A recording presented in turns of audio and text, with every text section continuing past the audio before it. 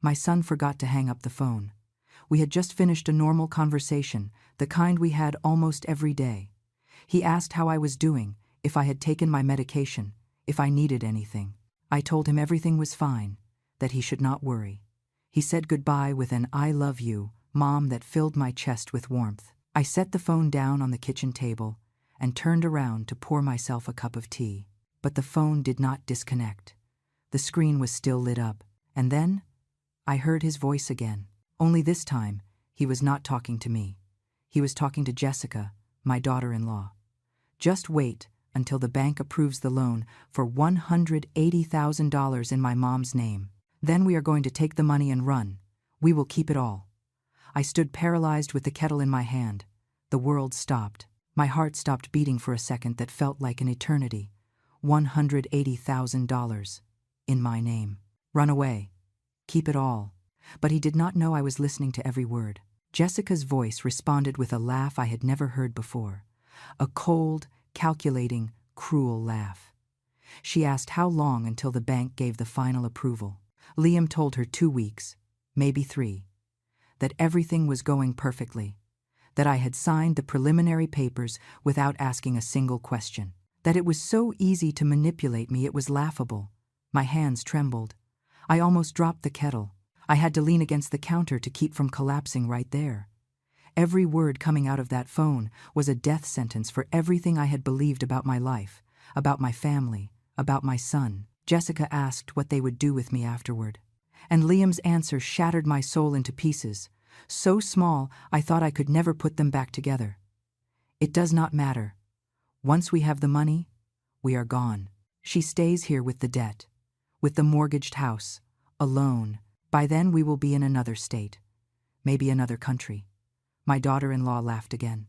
She said it was about time, that she was tired of pretending she liked me, that she was sick of coming to visit, of listening to my stories, of pretending she cared about my boring, lonely old life. She said I had served my purpose, and now they could finally get rid of me. Liam agreed. He said he was also exhausted from acting like the devoted son, that it made him sick to have to hug me, that he was repulsed by kissing my cheek, that every time he told me "I love you," he wanted to vomit. I felt like I was drowning, like the air had turned solid and could not enter my lungs. I let myself fall into the nearest chair. Tears began to roll down my cheeks uncontrollably, silent, burning, loaded with a pain I had never experienced. My name is Margaret Sullivan. I am 64 years old. I have been a widow for 11 years, since I lost my husband in a construction accident that left me alone in this house that is too big for one person. Since then, Liam has been my only reason for living, my only son, the man in whom I deposited every hope, every dream, every drop of love left in my body. And now I was discovering that it had all been a lie. I kept listening because I could not move, because even though every word killed me a little more, I needed to know how deep the betrayal went. Liam told Jessica the details. That he had forged my signature on additional documents the bank had requested. That he had used my personal data, my impeccable credit score, my house as collateral, all without me knowing a thing. All behind my back. He said the home equity loan was already in the final approval stage. That he had lied to the bank, telling them the money was for urgent home renovations and for my medical expenses. That the idiots had believed it all because a 64-year-old lady with a good credit history never raises suspicions. Jessica asked if I suspected anything. Liam laughed. He said no. That I was too naive, too needy for affection. That the only thing I wanted was to feel loved, to feel important to someone, and that made me the perfect victim. He was right. That was exactly what I wanted. To feel loved. To feel that I still mattered to someone in this world. But I never imagined my own son would use that need as a weapon to destroy me. They talked about the practical details, about how they would transfer the money to offshore accounts as soon as they received it, about how they already had contacts who would help them move the cash without leaving a trace. Jessica mentioned she had started packing her valuables little by little so as not to raise suspicions when the moment came to disappear. Liam said that in a month, 2 at the most, they would be living their new life. Far away from me, far away from this town, far away from the burden I represented to them. And I would stay here, facing the banks, the lawyers, the debt collectors. Ruined, destroyed, alone. Jessica asked if I would have any way to pay the debt. Liam answered no. That my only income was my Social Security check and the savings I had left, which would not even reach enough to cover the interest. That I would probably lose the house, that I would end up on the street or begging for help from some distant relative who barely knew me, and he did not care. My son did not care if his mother ended up in misery. On the contrary, he sounded almost satisfied when he said it. I do not know how long I sat there, with the phone broadcasting my own death sentence. Finally, Liam must have noticed something on his cell screen because suddenly he went quiet. I heard a curse word, realizing the call was still active, and then the sound of the disconnection. The silence that followed was deafening. I stayed staring at that phone as if it were a cursed object, as if it had just transmitted a message from hell. My hands were shaking so much I had to interlace them on my lap to make them stop. The tears would not stop falling.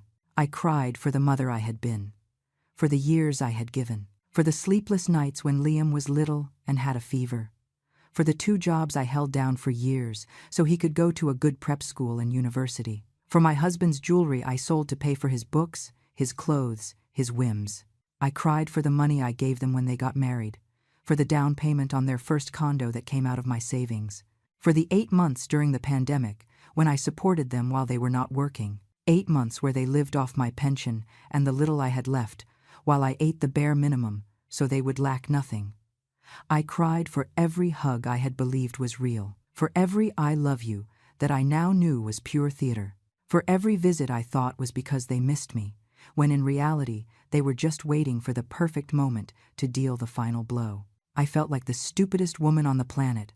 How did I not see it coming? How did I not notice something was wrong? How could I be so blind, so naive, so pathetically needy for love that I did not see the trap until I was completely inside it? I cried until I had no more tears left, until my body was exhausted and my throat burned. And then, in the middle of that terrible void, something else began to grow inside me. It was rage. Pure, cold, crystalline rage. It was not the kind of rage that makes you scream or break things. It was something deeper, more dangerous. It was the rage of a woman who had given everything and now discovered her generosity had been interpreted as weakness, that her love had been seen as stupidity, that her trust had been used as a tool for her own destruction. I wiped my tears. I took a deep breath, and in that moment, I made a decision that would change everything. I was not going to confront them. Not yet. I was not going to let them know I had discovered their plan, because if I did, they would find another way to hurt me. They would change strategy. They would become more careful. And they would probably end up achieving their goal anyway. No, I had to be smarter than them. I had to think. I had to plan. I had to become something I had never been before. I had to become their worst nightmare. That night I could not sleep. I stayed in bed, staring at the ceiling, reliving every moment of the last few years. Every memory I had treasured as something precious was now tinged with a different light, a dark light that showed me the truth I had been denying myself to see. Liam was born when I was 26. It was a difficult pregnancy. I was on bed rest the last 4 months because the doctor feared I would lose him. My husband worked 12 hours a day so I could stay home and take care of myself. When Liam was finally born, I thought he was the most beautiful gift life could give me. I raised him with all the love in the world.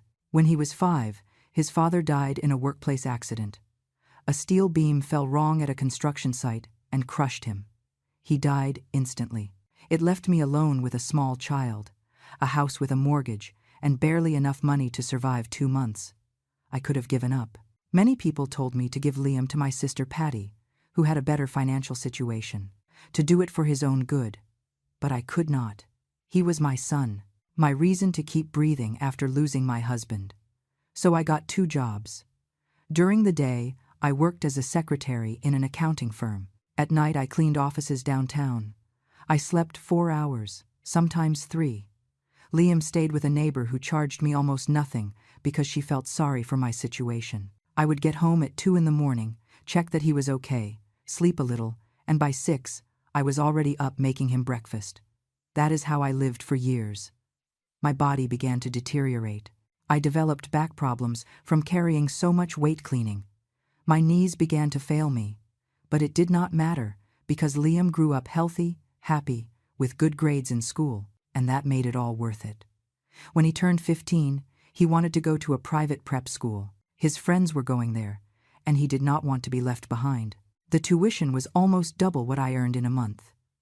I had to sell the few pieces of jewelry my husband had given me. A gold necklace he gave me on our anniversary, pearl earrings that belonged to my mother, a ring with a small emerald that was my most prized possession. I sold them all, and with that money, I paid for his first year at that school.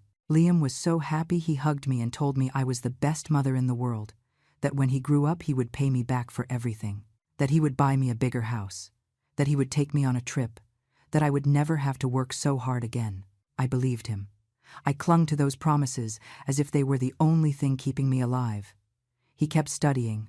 He got into university, an expensive, prestigious university. I had to take out a loan to pay for his first semester, then another for the second. I worked double shifts for 4 years to keep him in school. I sold my husband's car that I had kept as a keepsake. I sold furniture. I sold everything that had any value. Liam graduated with honors. That day I cried with happiness. I thought finally all the sacrifice had been worth it, that my son would have a better future than mine, that he would never go through the hardships I had gone through. He got a good job, he made good money, but he never offered financial help.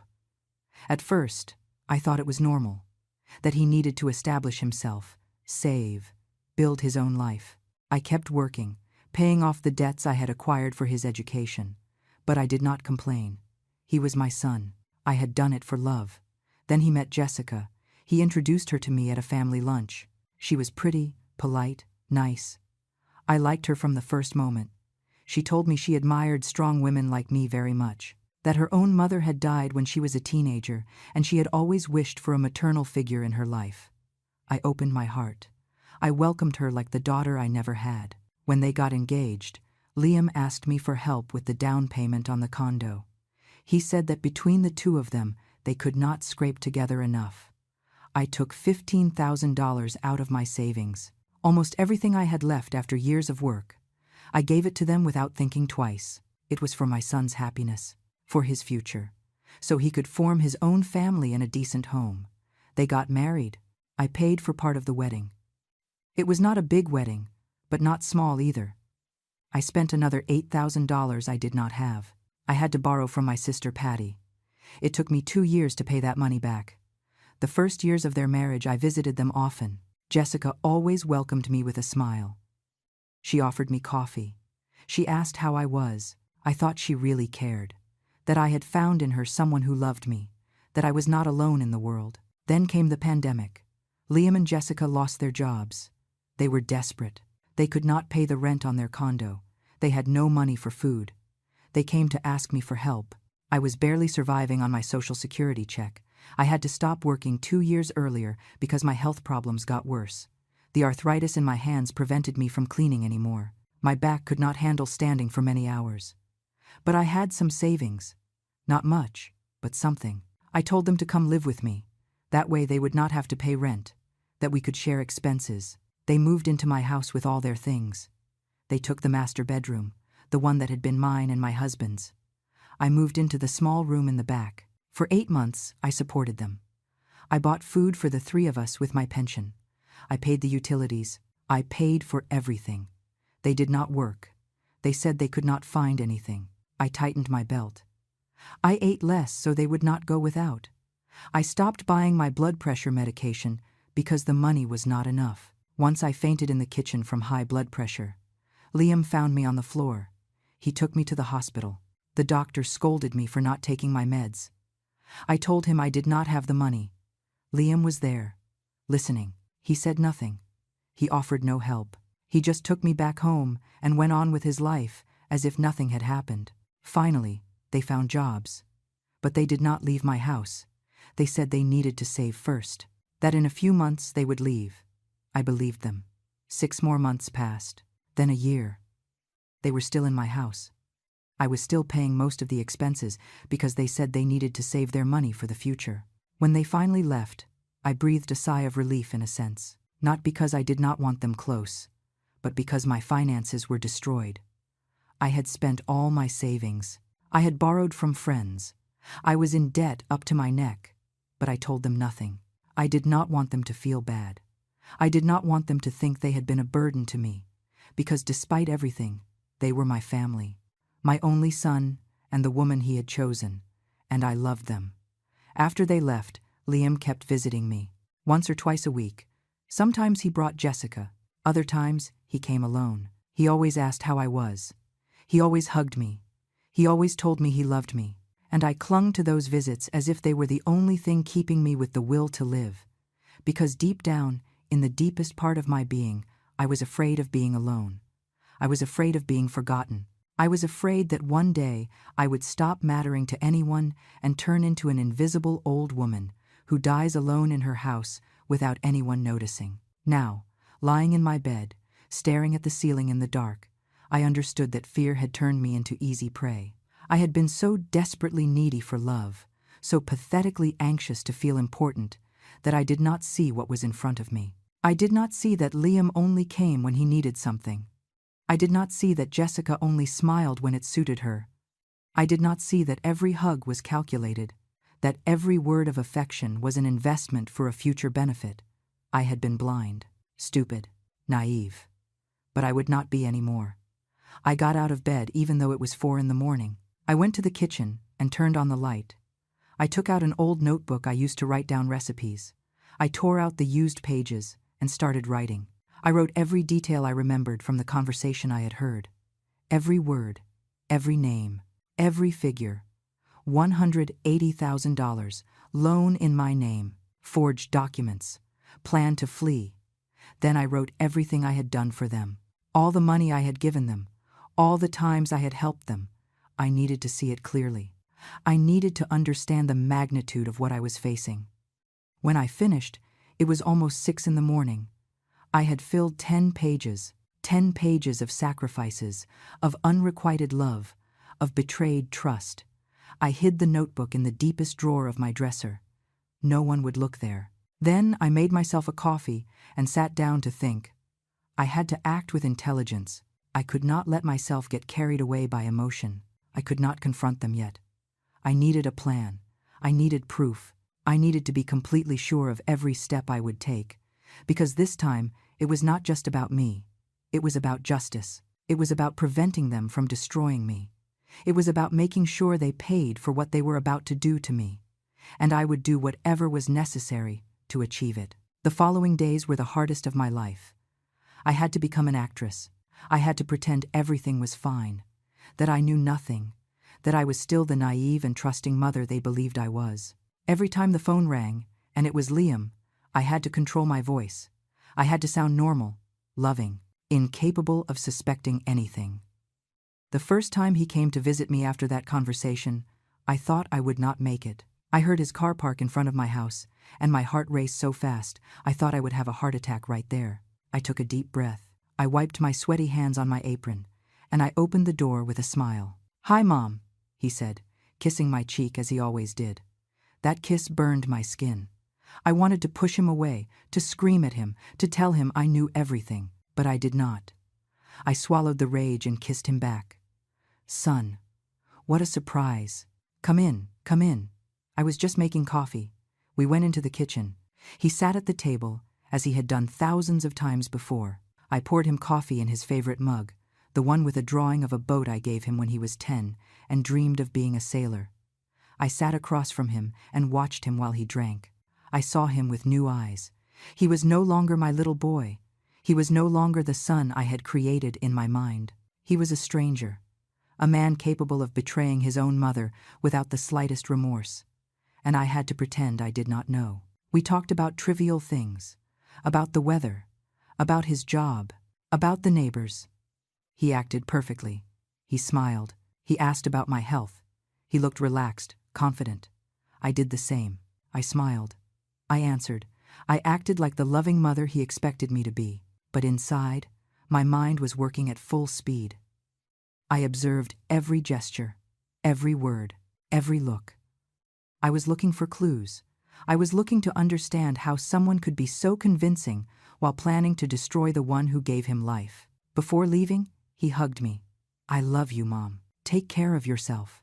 I returned the hug. "I love you too, son." A lie. In that moment, I did not feel love. I felt disgust.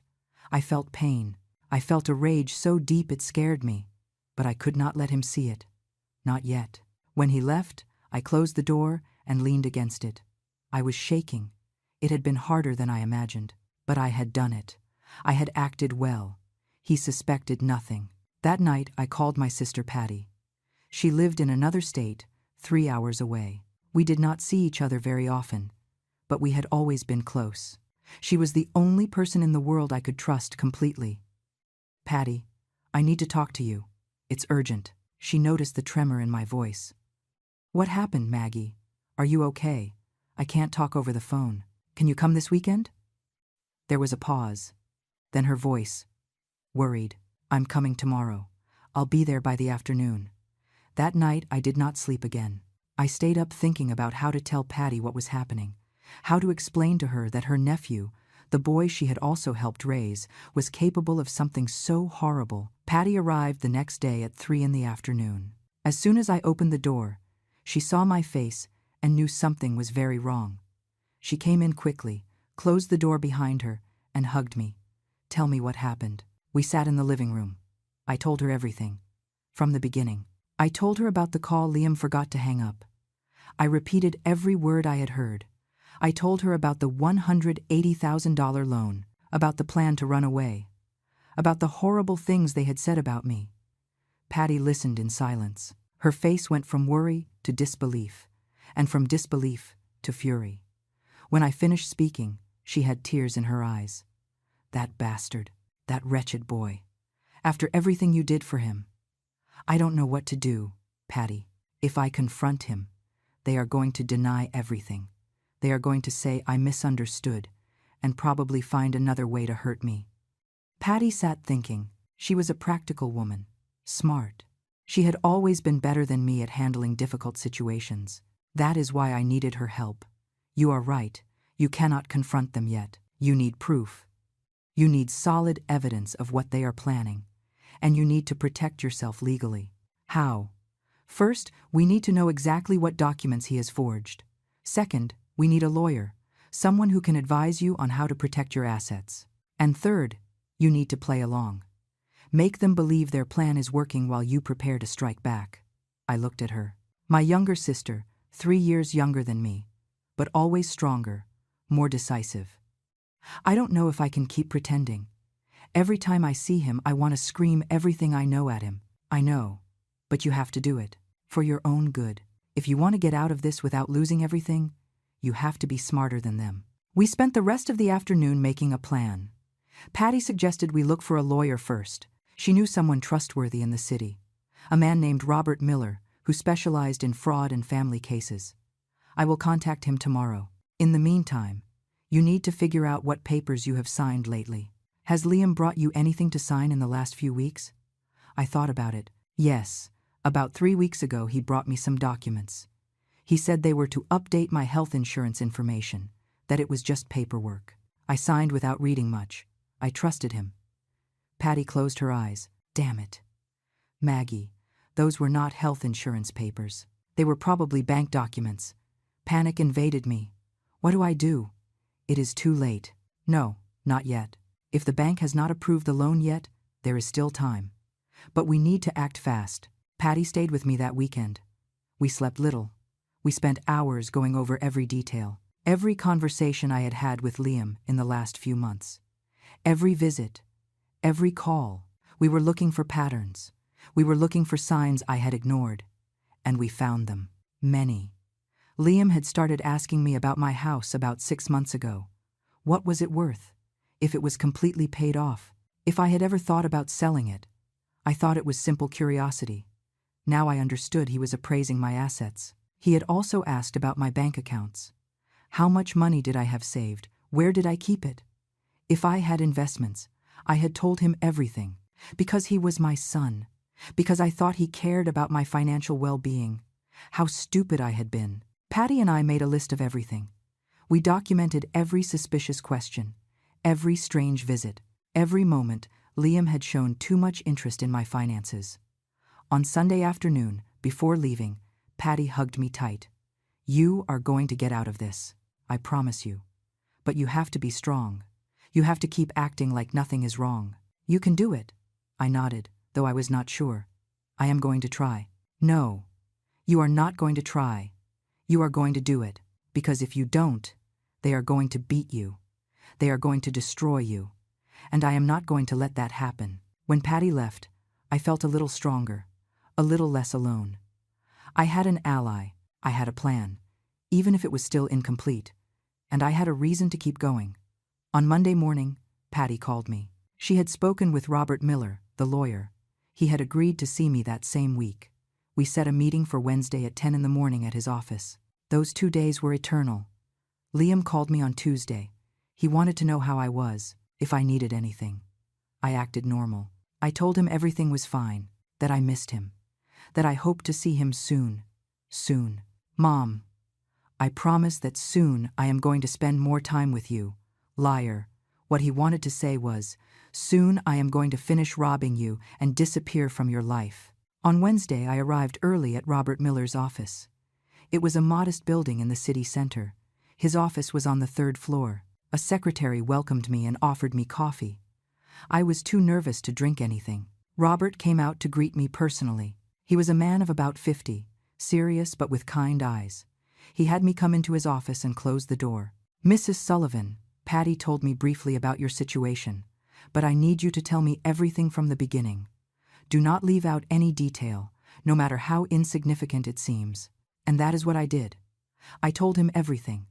The call Liam forgot to hang up, the exact words I had heard, the documents I had signed without reading, all the money I had given him over the years, everything. Robert took notes. His expression became more serious with every minute that passed. When I finished, he leaned back in his chair and sighed. "Mrs. Sullivan, what your son is doing is called fraud. It is a serious crime. If he manages to obtain that loan with forged documents, he could face criminal charges. But before getting to that, we need to protect you." "How?" "First, we are going to contact your bank. We are going to find out if there really is a loan application in your name. If there is, we are going to block it immediately. Second, we are going to review all the documents you signed. I need you to bring me everything you have. And third, we are going to prepare legal documents that protect your assets. An affidavit that you did not authorize any loan. A limited power of attorney so no one else can make transactions in your name." I felt an enormous relief. Finally, someone who knew what to do. Someone who could help me get out of this hell. "And what happens to Liam?" "He is going to go to jail." Robert looked at me seriously. "That depends on you, Mrs. Sullivan. If we decide to proceed with criminal charges, yes, he could face time in prison. But I understand he is your son, and this is incredibly difficult for you. We can handle this in different ways. The important thing now is to protect you." I nodded. I did not know if I wanted Liam to go to jail. He was still my son, despite everything. But I did know that I was not going to let him destroy me. "Do what you have to do to protect me. We will decide what to do with him later." Robert nodded. "Good. We are going to start today. I am going to give you a letter for your bank. You are going to go there and ask directly if there is any loan application in your name. If there is, you are going to give them this letter and demand they freeze it immediately until this is investigated." He gave me the letter. My hands were trembling as I took it. This was real. I was really fighting back. I was really fighting for myself. I left Robert's office with a clear plan, with concrete steps to follow. And for the first time since I heard that terrible conversation, I felt something resembling hope. I was not going to be a victim. I was not going to let them destroy me. I was going to fight, and I would not rest until they paid for what they were doing to me. I left Robert's office with the letter in my purse and my heart beating so hard I could hear it in my ears. I had to go to the bank. I had to face the truth of what Liam had done. Part of me still hoped there was a mistake, that maybe I had misunderstood the conversation, that my son was not capable of something so terrible. But I knew I was fooling myself. The bank was a 10-minute walk away. I went slowly, trying to calm my nerves. I mentally practiced what I was going to say. I had to sound firm, secure. I could not let them see me as a confused old woman who did not understand her own finances. I entered the bank at 11:30 in the morning. There were few people. I went directly to the customer service desk. A young woman of about 30 welcomed me with a professional smile. "Good morning. How can I help you?" "Good morning. My name is Margaret Sullivan. I need information about my account and any recent activity associated with my name." The woman typed something on her computer. "Of course, Mrs. Sullivan. May I see your ID?" I handed her my ID card. She scanned it and waited for my information to load. I held my breath. Her expression changed slightly. She frowned, looking at the screen. "Mrs. Sullivan, I see you have a mortgage loan application in process. Is that what you want information about?" My soul fell to the floor. It was true. Everything was true. Liam had really done it. "I did not apply for any loan," I said, trying to keep my voice steady. "I need to see all the information related to that application." The woman seemed confused. "But it says here you came in 3 weeks ago with your son, that you signed the initial documents. We even have your digitized signature." They tricked me. My son told me they were papers to update my health insurance. He never told me it was a loan. Here I have a letter from my lawyer. I handed her the letter Robert had given me. She read it quickly, and her expression became serious. "Mrs. Sullivan, this is very serious. I need to call the manager. Please, wait a moment." She got up and disappeared into an office in the back. I stayed seated, trying to control the shaking in my hands. Other customers entered and left. Life went on normally for everyone but me. 10 minutes later, a man of about 45 in a gray suit came out. He introduced himself as the manager, Stephen Grant. "Mrs. Sullivan, please accompany me to my office." I followed him to a private office. He closed the door and invited me to sit. His face was serious but not hostile. "Mrs. Sullivan, we have reviewed your account and the loan application. Indeed, there is an application for $180,000 using your house as collateral. The documents were presented 3 weeks ago by you and your son Liam Sullivan. You are telling me you did not authorize this loan?"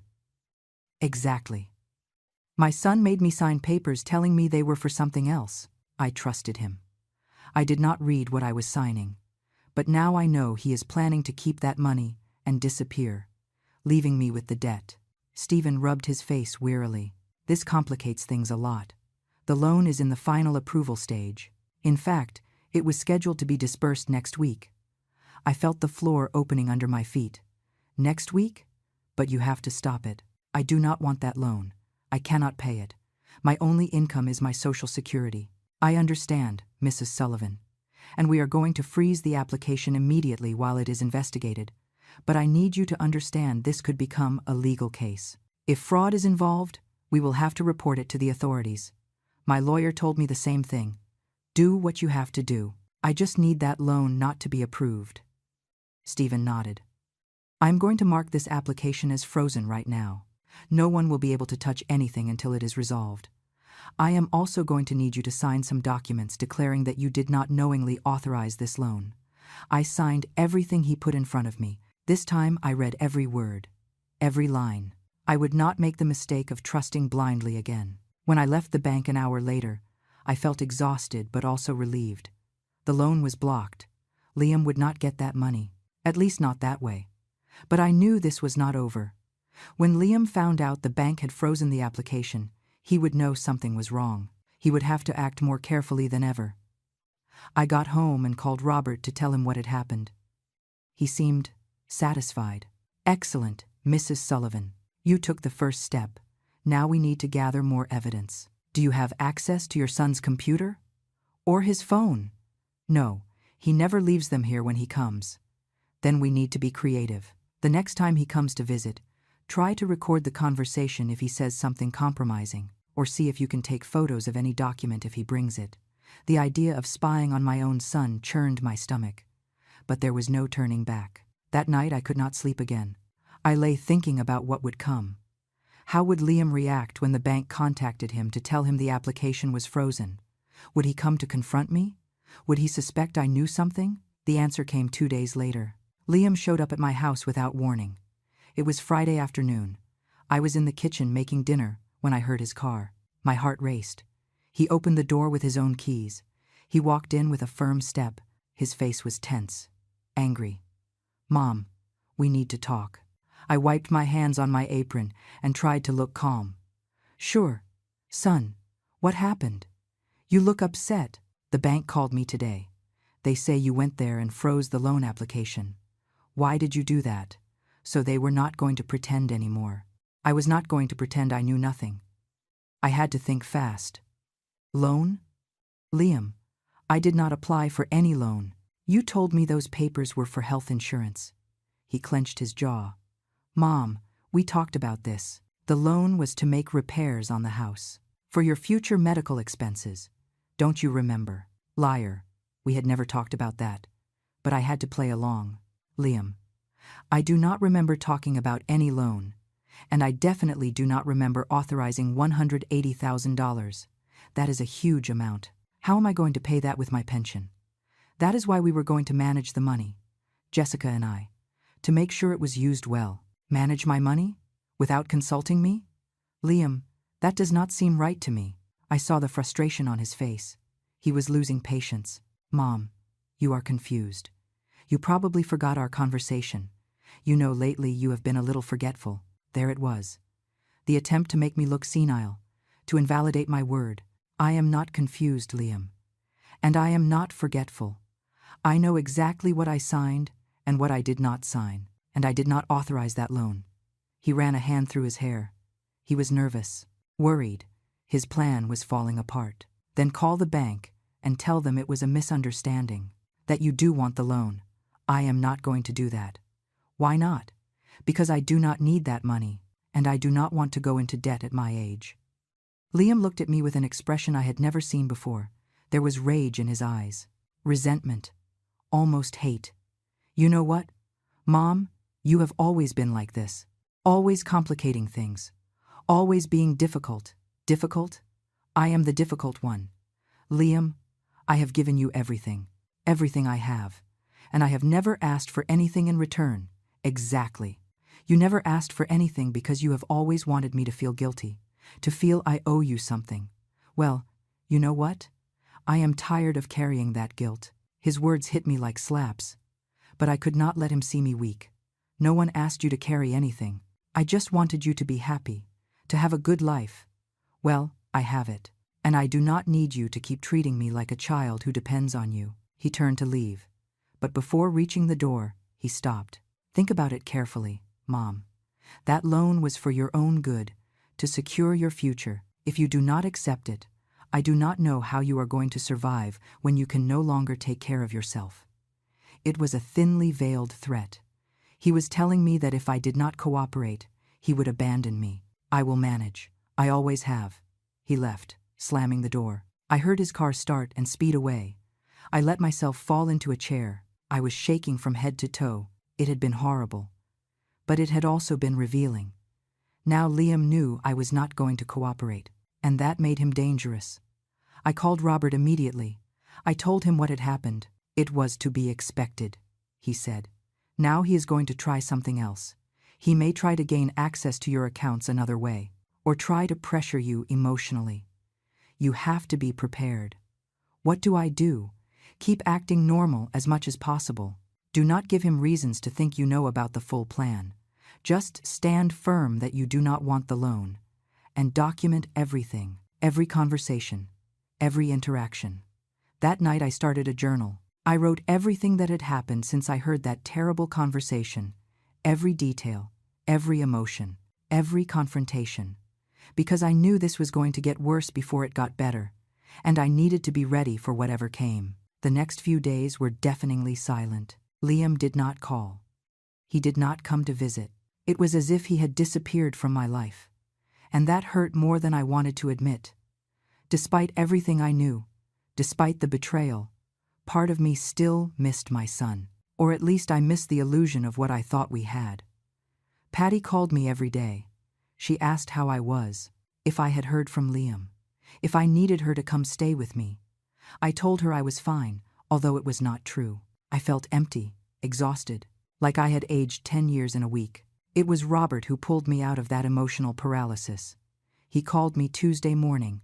"Mrs. Sullivan, I need you to come to my office today if you can. I have important information." I arrived at his office at 2 in the afternoon. Robert was waiting for me with several documents on his desk. His expression was serious. "Mrs. Sullivan, I did some digging. I contacted the bank and asked for copies of all documents related to the loan application. What I found is worse than we thought." I felt dizzy. "What did you find?" "Your son not only forged your signature on the bank documents, he also presented fake proof of income in your name. He declared that you receive a pension 3 times larger than you actually receive. And he presented documents that supposedly prove you have investments of over $200,000. But I do not have investments. I barely have savings." "Exactly. Everything is fake. He fabricated documents to make it look like you have the ability to pay that loan. It is bank fraud, plain and simple." I felt nauseous. How could he do that? How did he get all that information about me?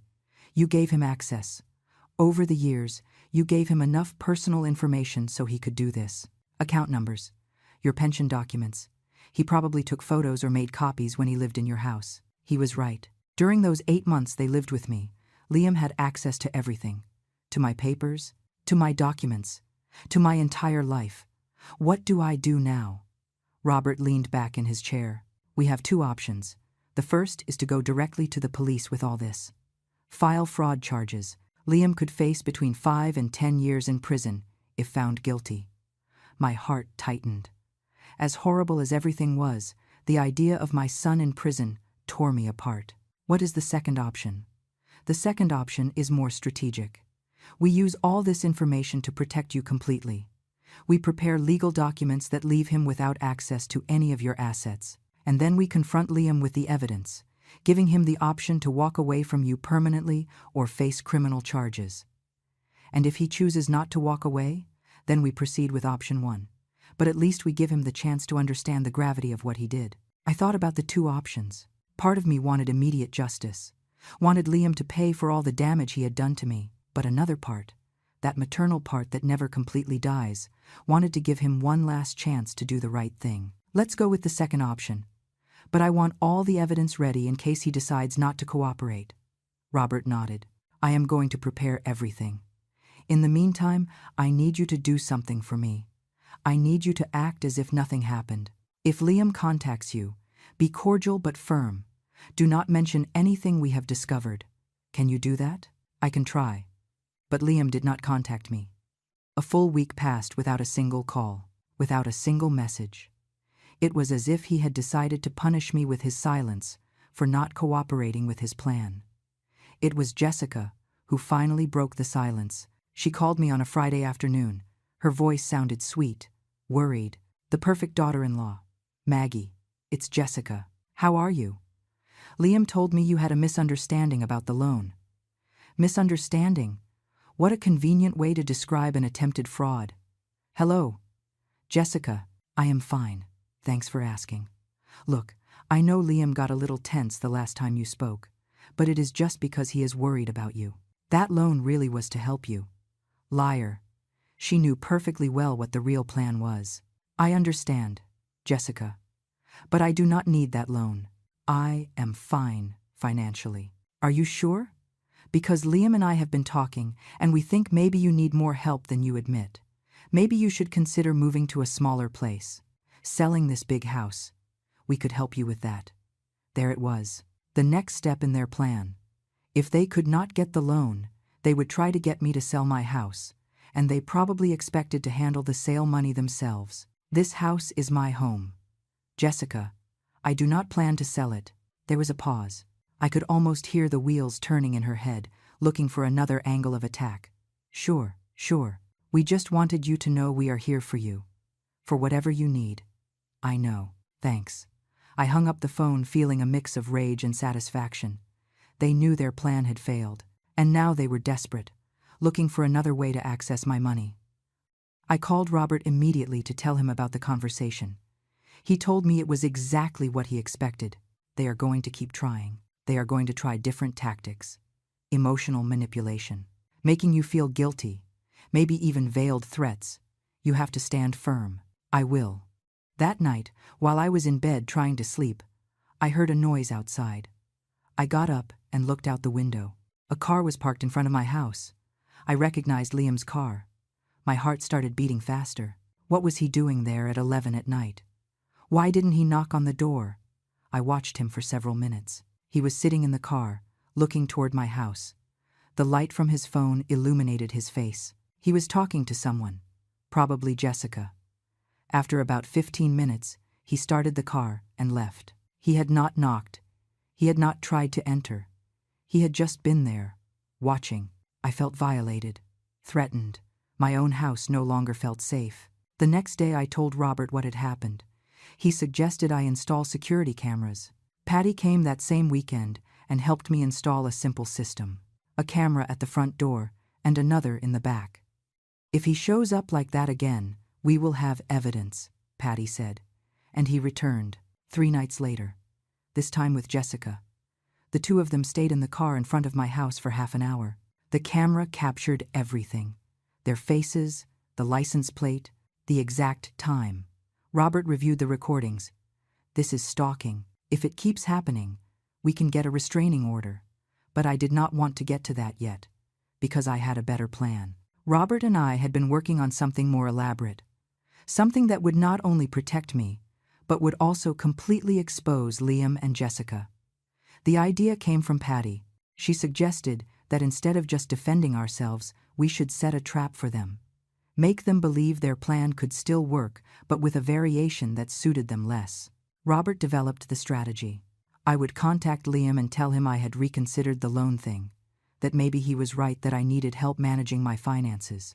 But instead of a bank loan, I wanted him to help me reorganize my investments. We are going to make him believe he has access to your money in a different way, Robert explained. But in reality, we are going to prepare documents that incriminate him even more. Every signature he puts down, every action he takes, is going to be additional evidence of his intent to defraud you. It was risky. It meant having to be close to Liam again, having to pretend I trusted him, but it was the best way to ensure he could never try something like this again. I called Liam on Monday morning. He seemed surprised to hear from me. "Mom, I didn't expect your call. Liam, I need to talk to you. About the loan and about my finances in general." I could hear the interest in his voice. "What is it?" "I have been thinking. Maybe you were right. Maybe I need help managing my money better. Could we meet? You, Jessica, and me." There was a pause. Then his voice, trying to sound casual but clearly excited. "Of course, Mom. When works for you? How about this Saturday? You can come for lunch? I'll make your favorite dish. Perfect. We will be there." When I hung up, my hands were trembling.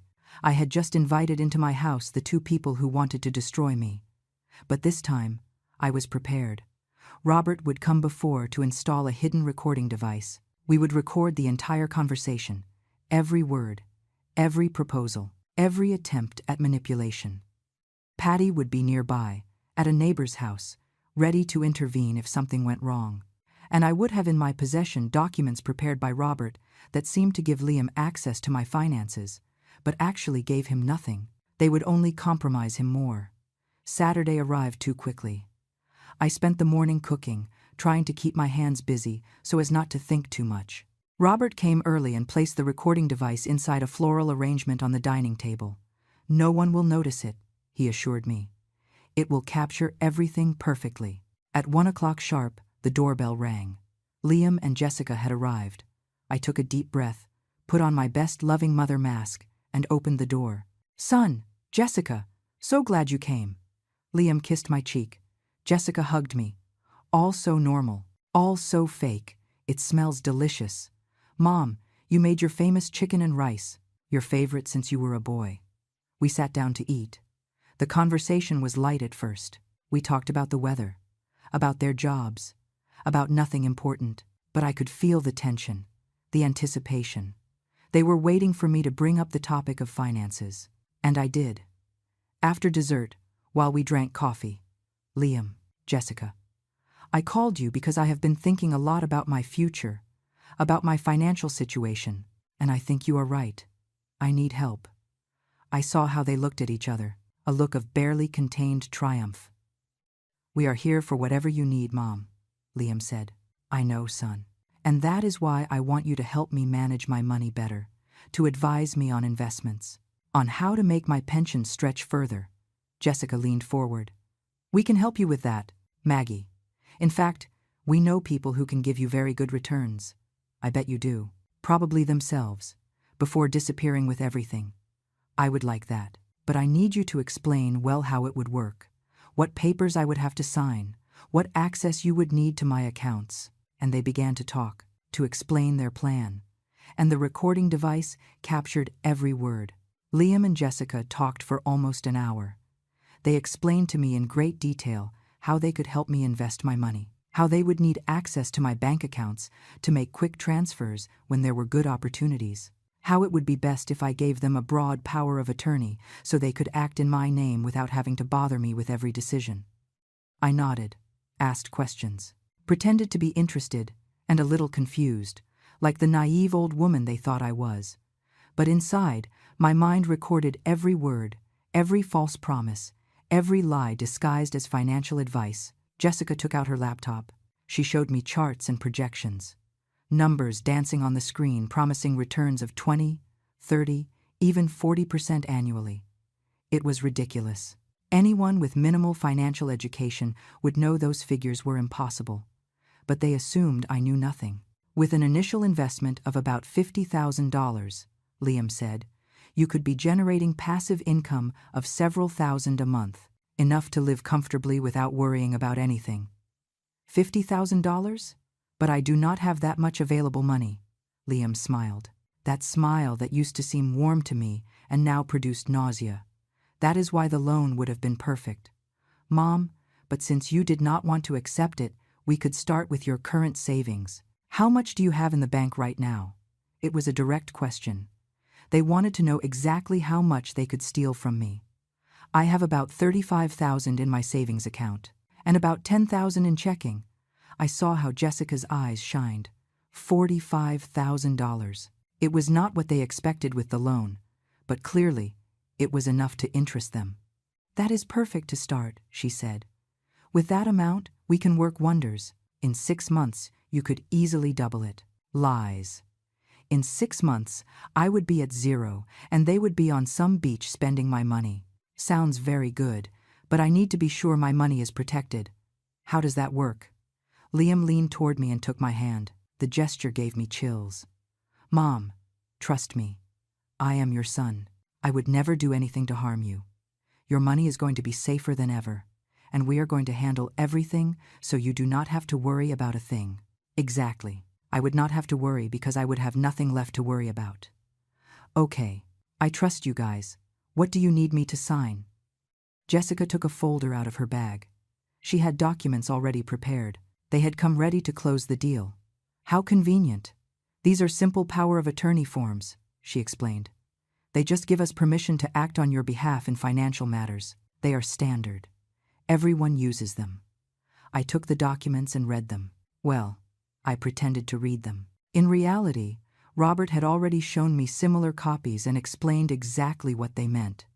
They were not simple powers. They were extremely broad powers that would give them total access to all my assets. They could empty my accounts, sell my house, do whatever they wanted. "This says, you can sell properties in my name," I pointed out. Liam laughed. "Yes, but we would only do it if it were absolutely necessary. And always consulting you first, obviously." Another lie. I don't know. It scares me a little to sign something so broad. I saw frustration cross Liam's face briefly before he put his worried son mask back on. "Mom, if you do not trust me, then tell me. But remember, all we want is to help you, protect you, make sure you have a stable future." It was basic emotional manipulation, making me feel guilty for doubting, playing with my need to believe my son loved me. "It is not that I do not trust you, son. It is just that I am cautious." Jessica intervened with her sweetest voice. "And you are right to be cautious, Maggie. That is why we are going to do everything transparently. We are going to send you monthly reports of all your money movement. You are going to know exactly where every penny is." "Sure, Until one day, the reports stopped coming because they would have disappeared. I left the documents on the table. Let me think about it for a couple of days. It is an important decision. Liam clenched his jaw. Mom, investment opportunities do not wait. If we want to take advantage of the best returns, we need to act fast. Just a couple of days, son, to be sure. I could see he wanted to press more, but Jessica touched his arm gently, a warning gesture. They could not seem too anxious. Of course, Mom, Liam finally said. Take your time. But not too much, okay? We really want to help you. They left shortly after. I hugged them at the door, as I always did. I told them I loved them. They said the same.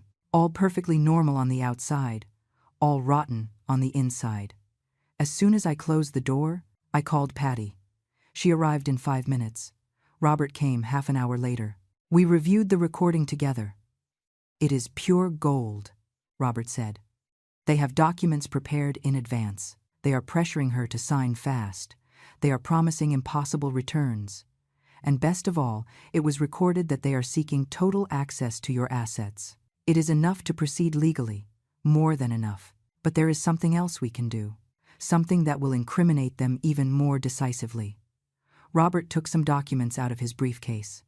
They were similar to the ones Liam and Jessica had brought, but with subtle differences. These are powers of attorney that I have prepared. At first glance, they seem to give them access to your money, but they have hidden clauses that make them null and void. More importantly, they have a clause that specifically declares that anyone attempting to use these documents for personal gain will be committing fraud. Do you want me to give them these instead of the ones they brought? Exactly. You tell them you went to a trusted notary or lawyer to have the documents reviewed, that this lawyer made some adjustments to protect you better. You give them these documents to sign as witnesses. Once they sign, we will have irrefutable evidence of their intent. Patty smiled. It was the first time she had smiled in weeks. It is brilliant. They are going to sign their own sentence, but I have to get them to sign without suspecting, I said. That is why the documents look almost identical to the originals. Only a lawyer reading carefully would notice the differences. And I doubt they read carefully. They are too anxious to close the deal. We spent the rest of the afternoon planning every detail. I would call Liam the next day. I would tell him I had reconsidered and was ready to sign, that I had just made some small adjustments with a lawyer to feel safer, to come on Wednesday to finalize everything. Wednesday, 4 days away. 4 days to mentally prepare myself to see their faces again, to go back to pretending I did not know what they really were. I called Liam on Monday morning, as we had planned. He answered on the second ring. Mom, how are you?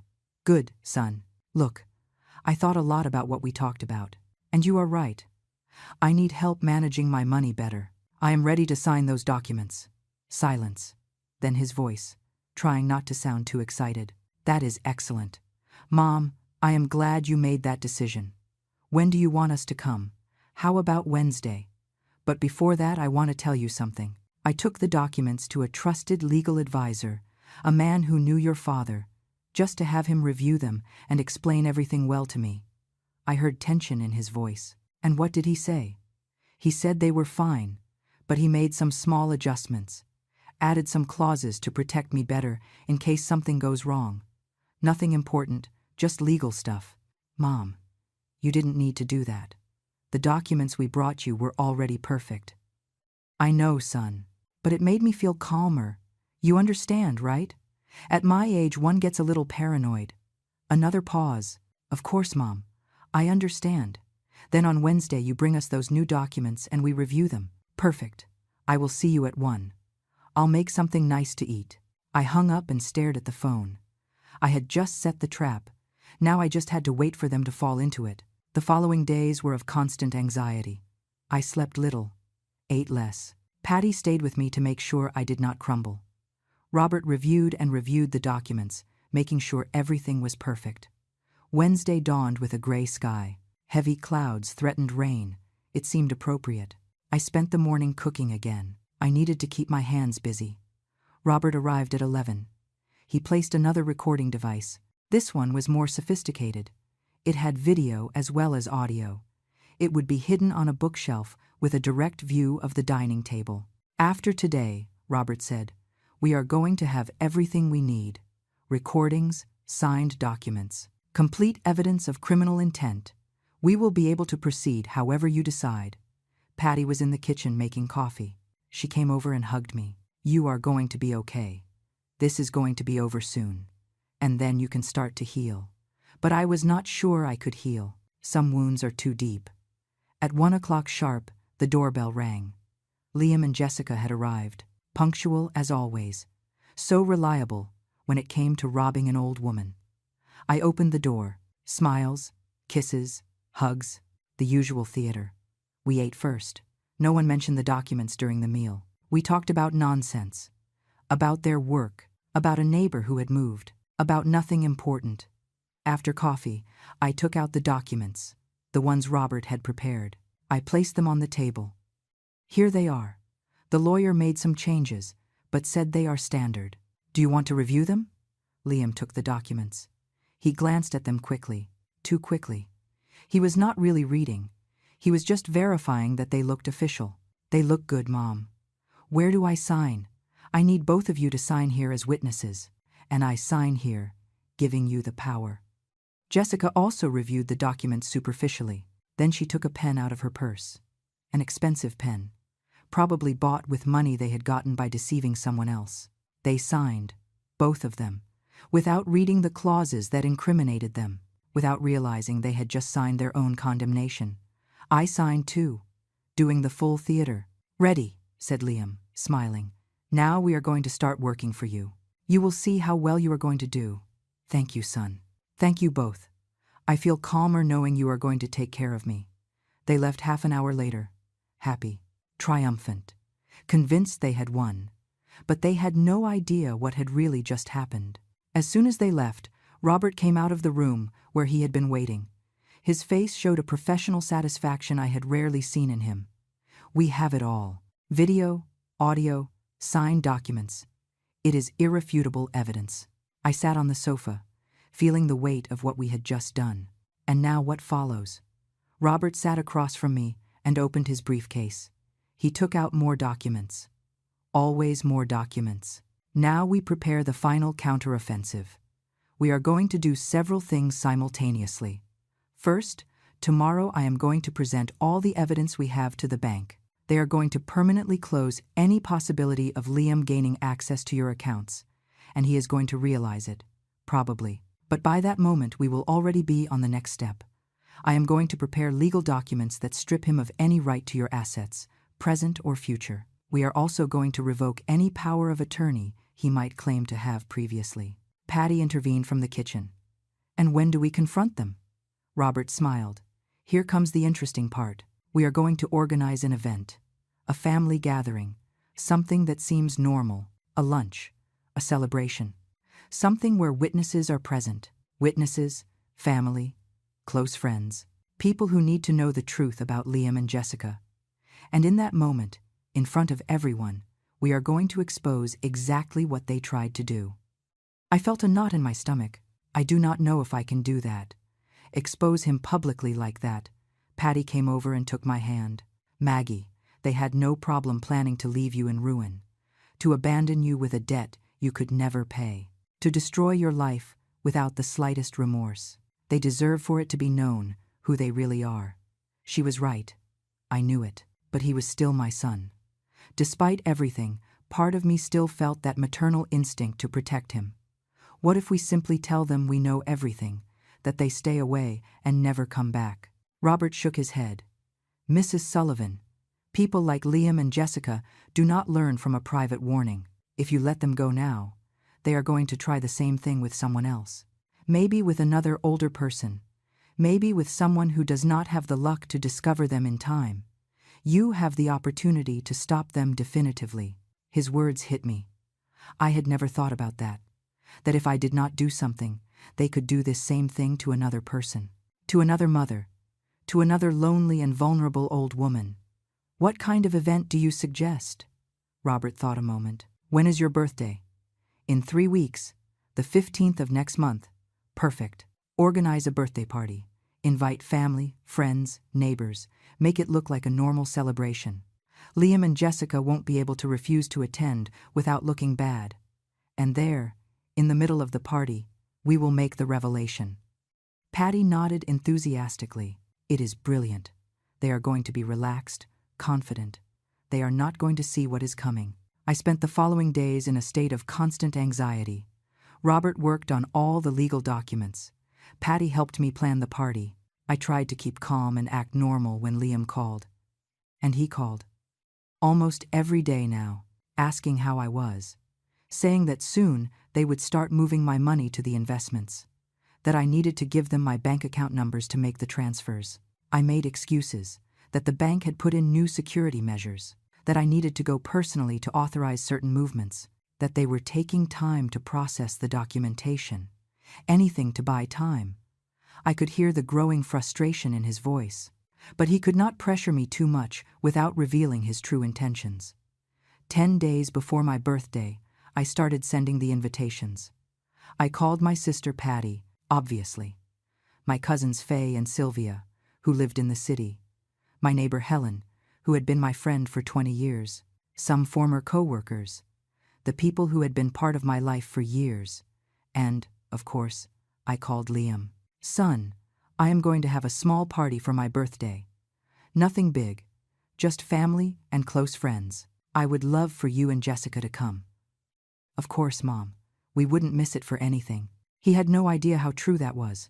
The days passed slow and fast at the same time.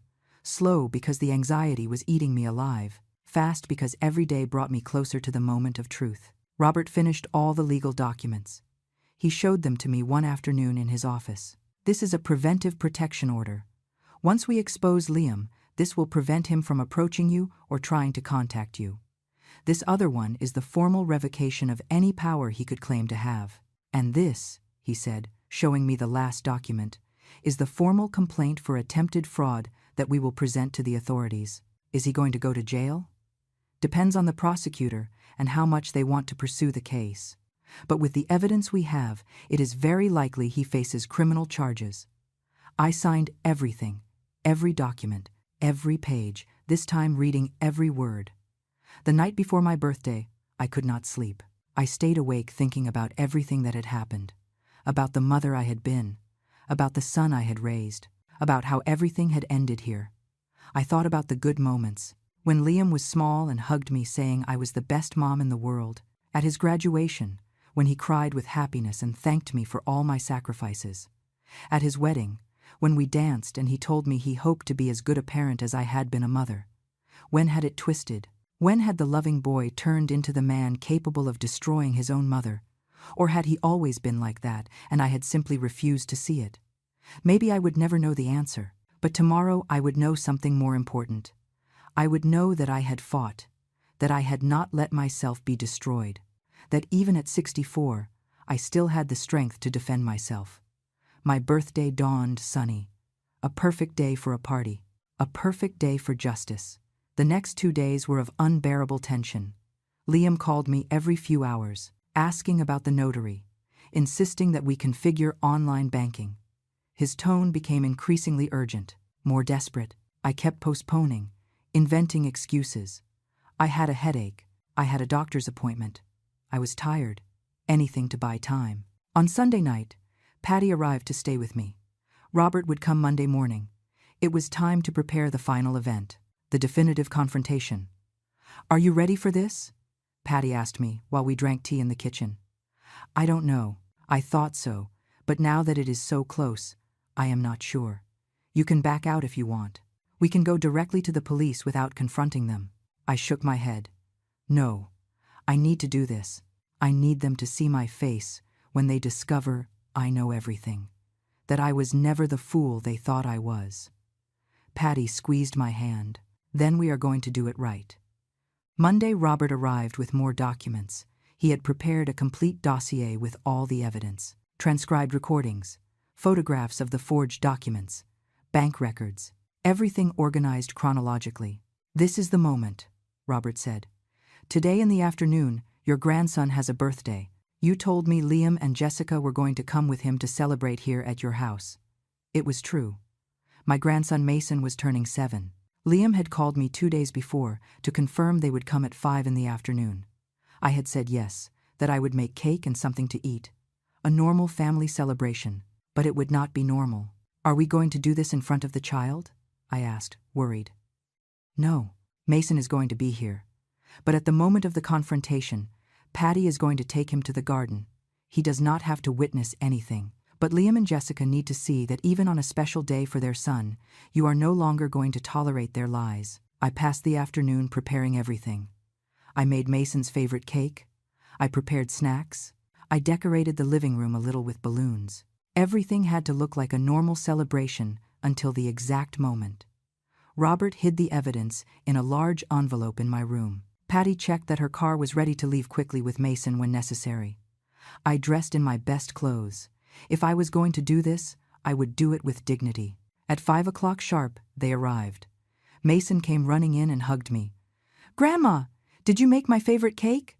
"Of course, my love. Chocolate with strawberries." Liam and Jessica entered behind him. Tense smiles. I could see Liam was nervous. He probably expected me to bring up the topic of the bank, the powers, the access to my money again. We sang happy birthday. We cut the cake. Mason opened the gift I had bought him, a game he had wanted for months. Everything seemed perfect, a happy family celebrating. After the cake, Patty asked Mason if he wanted to see the new toys in the garden. He ran out excited. Patty looked at me before leaving. It was the signal. I stayed alone in the living room with Liam and Jessica. The atmosphere changed immediately. "Mom, we need to talk," Liam began. "The bank still hasn't processed the powers. A week has passed. Are you sure that lawyer exists?" I stood up without answering. I went to my room and took the envelope Robert had prepared. I returned to the living room and placed it on the coffee table. "Before we keep talking about banks and lawyers, there is something I need to show you." "What is that?" asked Jessica. "The truth." I opened the envelope and took out the first transcript. The one of the call Liam forgot to hang up. The one that had started all this. "This is a transcript of a conversation you had 5 weeks ago. A conversation I heard completely." I saw the color leave Liam's face. "Mom, I don't know what you are talking about. Let me refresh your memory." I began to read. "Wait just until the bank approves the loan for $180,000 in my mom's name. Then we are going to run and keep all the money." Silence. A silence so heavy I could feel it crushing the air in the room. Jessica tried to recover first. "Maggie, that is ridiculous. I don't know what you heard, but clearly you misunderstood." I took out more papers. "Did I also misunderstand this? The bank documents where you forged my signature. Or this, the fake income proofs you presented in my name. Or maybe this, the recordings of the 2 times you came to my house to convince me to give you total access to my money." Liam stood up. "Mom, this is a huge misunderstanding. Sit down." My voice came out firmer than I expected. "I haven't finished." I took out the photographs. The ones showing Liam and Jessica parked in front of my house at night, watching me, stalking me. "I also have this. You 2 coming to my house at midnight, watching me, planning your next move." Jessica started crying. Fake tears. "We didn't want to hurt you. We were just desperate. We have debts. We needed help. And robbing me was the solution? Leaving me in ruin? Abandoning me after taking everything I have?" Liam took a step toward me. "You have more than you need. This house is too big for you. That money was just sitting there. We needed it more. That money is mine. This house is mine. I worked all my life for it. And you have no right to anything. I am your son. I have a right to whatever is mine by inheritance. Inheritance is received when someone dies. Were you waiting for me to die to take it all, or did you prefer to do it while I was still alive so you wouldn't have to wait?" Liam's mask fell completely. His face transformed into something I had never seen before. Pure hate. "You know what? You are right. I am tired of pretending. I am sick of having to come here to listen to your boring stories, of pretending I care about your pathetic life, of acting like the perfect son when the only thing I want is what belongs to me. Nothing belongs to you. Everything belongs to me. After what I sacrificed taking care of you, putting up with you, pretending I love you." His words should have destroyed me, but I felt no pain anymore. Only a cold calm. Here is what is going to happen now, I said, taking out the last document. This is an agreement prepared by my lawyer. You are going to sign that you renounce any claim on my assets. You are going to stay away from my life permanently. And in exchange, I will not file criminal charges against you. Criminal charges? Jessica looked terrified. Bank fraud, document forgery, attempted theft, stalking. I have evidence of everything. My lawyer is ready to go to the police tomorrow if you don't sign this. Liam laughed, a bitter laugh, full of poison. You are not going to do anything. I am your son. You are not going to put me in jail. Test me. Liam looked at me with a mix of disbelief and fury. He still could not believe his mother, the naive old woman he thought to manipulate so easily, had beaten him at his own game. You wouldn't dare, he said, but his voice was trembling. I took the phone that was on the table. Robert is waiting for my call. One word from me, and this becomes an official criminal case. You decide. Jessica broke first. She let herself fall onto the sofa, crying for real this time. Sign. Liam, please. I don't want to go to jail. Think about Mason. You should have thought about Mason before planning to rob his grandmother, I said. Liam clenched his fists. I could see the internal battle on his face. Pride against reality, rage against fear. And if I don't sign, then tomorrow first thing I hand all this to the authorities. The bank already has your attempted bribery documented. I have witnesses. I have recordings. I have everything. You are going to lose much more than an inheritance. You are going to lose your freedom. 5 minutes passed in silence. Finally, Liam extended his hand. Give me the damn paper. I passed him the agreement. He read it with clenched teeth. Then he signed. Jessica signed after, with trembling hands. Now get out of my house, I said. Pick up your son and go. I never want to see you again. And Mason? Asked Jessica. You won't see him either. That question hurt me.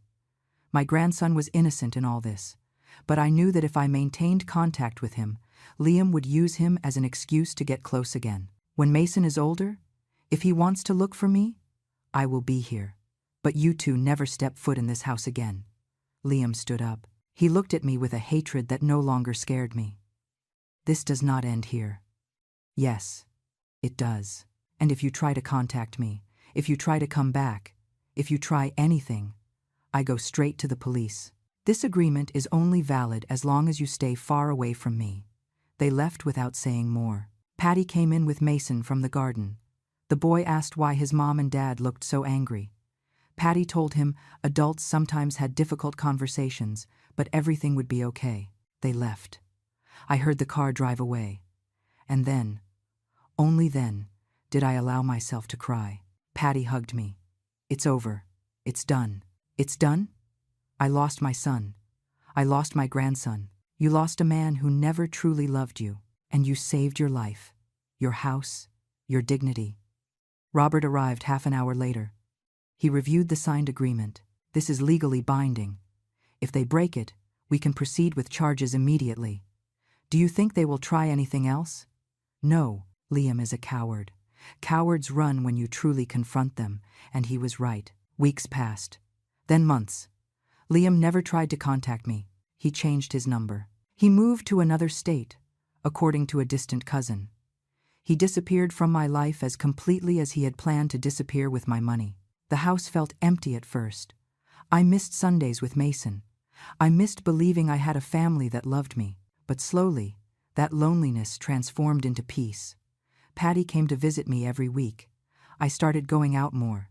I joined a group of women my age at church. I made new friends, real friends who wanted nothing from me except my company. One afternoon, 6 months after everything, I was sitting in my garden drinking tea when I received a letter. It was from Mason. He was 8 years old now. The letter said, in childish handwriting, that he missed me, that his dad had told him I was angry with them, but that he loved me and hoped to see me someday. I cried reading that letter. But I also smiled, because I understood I did the right thing.